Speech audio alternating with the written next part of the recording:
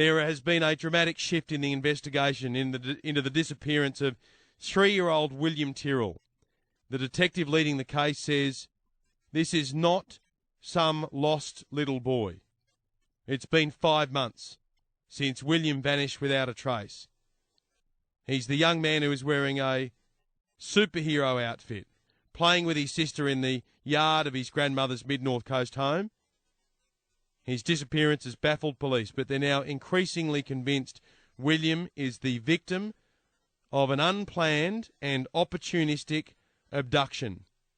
Detective Inspector Gary Jublin from the New South Wales Police Homicide Squad is in charge of the investigation. He's on the line. Detective Inspector, good afternoon. Hello, Ben. A worrying set of words, an unplanned and opportunistic abduction. That's your feeling? Yes, unfortunately, Ben, after 5 months of very vigorous investigation, we're working on the belief that William's disappearance involved human intervention, and there's no nice way of putting it, but someone has taken William. Well, why do you say unplanned? Look, if you visited the location where William was last seen, it's a semi-rural area on the outskirts of a small country town. There's not much human traffic in that area, and I think it's just an unfortunate set of circumstances that William was just in a vulnerable position at that time and came across some person. There was a development of sorts a month or so ago where there were a few people who were the subject of some questions. Are you still investigating those lines of inquiry, or have you moved on from that? Look, there's a number of lines of inquiries that we're following up, but in order to protect the integrity of the investigation, I can't really go into those lines of inquiry, but that was one of many lines of inquiry that we're following. Detective Inspector, how is his family holding up?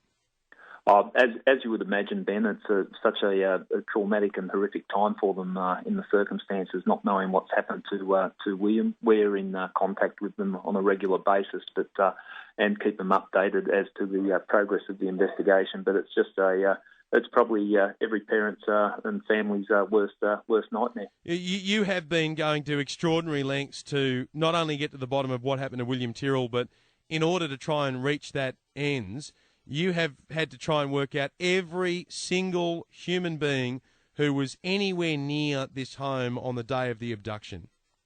Yes, that's right, and it's not an impossible task. It's a very remote area in which William disappeared, and what we're focusing on is anyone that was in the vicinity of where William disappeared on the 12th of September last year, 2014. We know it was around 10:30 a.m, and we're looking at speaking to anyone that was in a vicinity, roughly 1 kilometre perimeter around where William disappeared on that day between the hours of 10 a.m. and 11 a.m.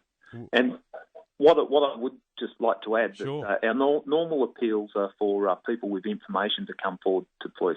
Of course, we want that, but what we're saying with this particular appeal is that anyone that was in that area, we wish to speak to them.